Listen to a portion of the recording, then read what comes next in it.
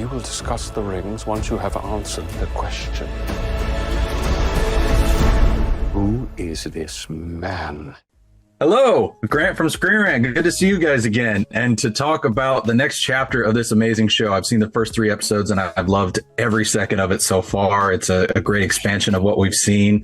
Ben, I'd love to turn to you first. Gil-Galad is in a very precarious position this season as he has to sort of grapple with whether to trust the power of these rings in order to save his elven kind. What is it like sort of exploring that side of him in comparison to what we saw in season 1? Well, he's on the precipice. He has to. It's that or abandon. It sounds arrogant, but abandon our children. We've tasked ourselves with protecting this muddy hunk of earth. And if this doesn't work, we have to allow it to eat itself. So it's life or death. And I think that's how evil gets in there. And it's certainly getting in there, and I'm excited to see sort of how it is. Ladies and gentlemen, door number 3. And Ismael, I'd love to turn to you next. So we see you really going on sort of almost a revenge mission in a sense after what we saw in season 1. I can't say why a revenge per se, but we see you on a very much a war path.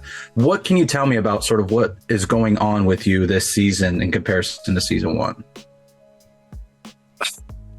I mean, there's this deep curiosity and of an existential nature that Arondir has. He is neither here nor there. He's not, and we haven't met a character like him or an elf like him he's in the cinematic universe. For example, he's not a royal elf. He doesn't have all of this political power. But he's not a human. He's just kind of, at the mercy of both places. So in terms of that, he finds himself this particular place trying to find meaning. What am I? Who am I? What do I do? And finds it in love in a certain way. But that gets taken, in a direction that we shall see. Finds love, finds family, and finds a community in a certain way, because at the end of season 1, the Southlanders are also, keen to have him with them. But in that, everything just gets turned around. And as we all say, like, grief or a loss is directly proportional to the amount of love that you've experienced. And he is a noble guy. He's a very noble guy. He's made a promise he's going to protect, and protect he will. And that is at what cost? Tune in. What did they say earlier? You're the Lone Ranger. A Lone Ranger, I love that. The Elven Lone Ranger. That's a great analogy. And I'm curious to see how he processes his grief throughout this season. And Ben, for my final question, I'll turn back to you. I have to ask about the singing because I love that we get to see Gil-Galad sort of sing this iconic Elven tune to his people. What was it like sort of finding the right rhythm and the right amidst this, very intricate language during that process? Sure. I mean, it's a kind of funeral dirge because we find the elves, not having any options. We have to abandon Middle Earth. But if you know the books, elves won't stop singing.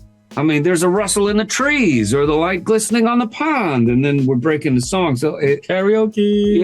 Yeah. So on one hand, it was a huge kind of pinch me honor, but in terms of the practical creation of it, I had the greatest support on the planet. I had Leif McPherson helping me with the Elvish. I had the music of Bear McCreary.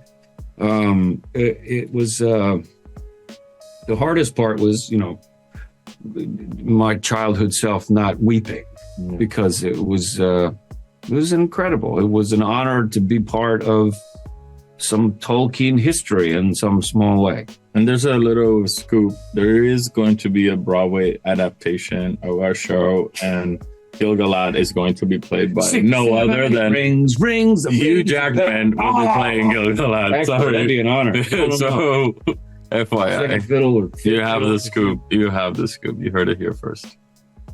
The ring. Ding, I would love to see that. But in the meantime, guys, thank you so much for taking the time to chat. I see I got to get out of here already, and I hope I get to chat with you again and get into some deeper spoilers as the season progresses. So thank you so much. Cheers. Anything to report? Nothing out of the ordinary.